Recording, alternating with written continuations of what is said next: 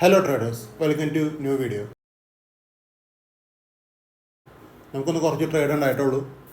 അതിലൊരു 2 SL വന്നിട്ടുണ്ട്. പിന്നെ ബാങ്ക് നിഫ്റ്റിയിലും ഒരു ഫുൾ ടാർഗറ്റും വന്നിട്ടുണ്ട്. അപ്പോൾ അത്രയേ ഉണ്ടായിട്ടുള്ളൂ. എന്നൊരു 4 ട്രേഡൊക്കെ കിട്ടിയിട്ടുള്ളൂ. ട്രേഡിംഗ് ഒക്കെ ചെയ്യുമ്പോൾ നിങ്ങൾ നന്നായിട്ട് ഡീപ്പായിട്ട് പഠിച്ചിട്ട് നിങ്ങൾക്കൊരു സ്ട്രാറ്റജി ബിൽഡ് ചെയ്തിട്ട് നിങ്ങൾ ട്രേഡിംഗ് ഒക്കെ ചെയ്യാൻ ശ്രമിക്കുക.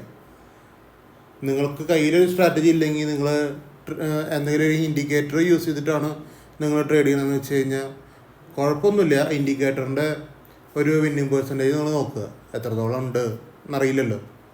അപ്പോൾ ആ വിന്നിങ് പെർസെൻറ്റേജ് ഒക്കെ നോക്കുക, എന്നിട്ട് ട്രേഡിങ്ങിലേക്ക് ഇരിക്കുക. മാക്സിമം നിങ്ങളായിട്ട് തന്നെ ഒരു സ്ട്രാറ്റജി ബിൽഡ് ചെയ്യണതാണ് എപ്പോഴും ട്രേഡിങ്ങിൽ എല്ലാ കാലത്തേക്കും, അതായത് ഫോർ ലോങ്ങിലേക്ക് നല്ലത് അതാണ്. മാക്സിമം ട്രേഡിംഗ് ഒക്കെ നന്നായിട്ട് പഠിച്ചിട്ട് ചെയ്യാൻ നോക്കുക കേട്ടോ. 23,600 C ആണ് ഫസ്റ്റ് കിട്ടിയ ട്രേഡ്.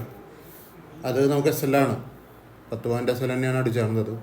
10 പോയിൻ്റ് അല്ല എൻ്റെ ടാർഗറ്റ്. ഞാൻ 10 പോയിൻ്റ് ജസ്റ്റ് എൻ്റെ ഒരു കാൽക്കുലേഷന് വേണ്ടി 10 പോയിൻ്റ് ഇട്ടാണ്. 50 പോയിൻ്റാണ് എൻ്റെ ടാർഗറ്റ് വരുന്നത്. പിന്നെ ഉണ്ടായിരുന്നത് 23,550 PE-യിലാണ്. അത് 1:5 ആണ് ടാർഗറ്റ് കിട്ടിയേക്കണത് അതിൻ്റെ.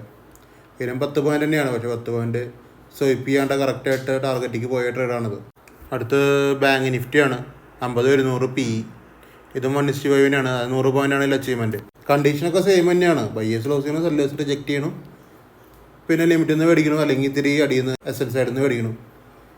പിന്നെ മാർക്കറ്റ് തീരുമാനിക്കാതെ എങ്ങോട്ടാണ് പോകണതെന്ന് നോക്കി അങ്ങനെ 100 പോയിൻ്റ് കിട്ടിയാണ് അതിൽ. പിന്നെ ഉണ്ടായിരുന്നത് 50-200 CE-യിലാണ്. 50-200 CE എന്ന് നോക്കുക. ഇത് ഡയറക്റ്റ് SL ആണ്. പിന്നെ എൻ്റെ റീ എൻട്രി ഉണ്ടായിരുന്നു. റീ എൻട്രിയിൽ ഒരു 40 പോയിൻ്റ് കിട്ടിയിട്ടുണ്ട് ഇതിൽ.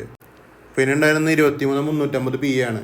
ഈ 23,350 PE-യിൽ ഈ പറഞ്ഞ പോലെ തന്നെയാണ്, SL തന്നെയാണ്. 10 പോയിൻ്റ് SL തന്നെയാണ്. ചെറിയൊരു പോയിൻ്റൊക്കെ പ്രോഫിറ്റ് കണ്ടിട്ട് SL-ലേക്ക് പോവുക ചെയ്തേക്കണത്. അപ്പോൾ ഇത്രയും ട്രേഡുകളാണ് ഇന്നുണ്ടായിരുന്നത്. അപ്പോൾ നിങ്ങൾ ട്രേഡിംഗ് ഒക്കെ ചെയ്യുമ്പോൾ നിങ്ങളായിട്ട് ബിൽഡ് ചെയ്തൊരു സ്ട്രാറ്റജി കൊണ്ടുവരാൻ നോക്കുക. എപ്പോഴും നിങ്ങൾ ബാക്ക് ടെസ്റ്റ് ചെയ്യുന്നതിൻ്റെ പകരം ട്രേഡിംഗ് ടൈമിൽ നിങ്ങൾ ഓൺലൈനായിട്ട് തന്നെ ഫ്രണ്ട് ടെസ്റ്റ് ചെയ്യുന്നതാണ് നല്ലത്. അപ്പോഴാണ് നിങ്ങളുടെ സ്ട്രാറ്റജി ഇത്തിരി എത്രത്തോളം പവർഫുള്ളാണ്, എത്രത്തോളം SL വരാൻ സാധ്യതയുണ്ട്, വിന്നിങ് റേഷ്യോ എത്രയുണ്ടെന്ന് നോക്കി മനസ്സിലാവുന്നത് ഫ്രണ്ട് ടെസ്റ്റ് ചെയ്യുമ്പോഴാണ്. അത് ഓൺലൈനായിട്ട് ട്രേഡ് എടുത്തിട്ട് തന്നെയാണ്. ഒന്ന് ഈ പേപ്പർ ട്രേഡ് ചെയ്യുക, അല്ലെങ്കിൽ റിയൽ ട്രേഡ് ചെയ്തിട്ട് അതിൻ്റെ ഒരു വിന്നിങ് റേഷ്യോ നമ്മൾ നോക്കുക. അങ്ങനെയാണ് സക്സസ് ആകാൻ പറ്റുള്ളൂ.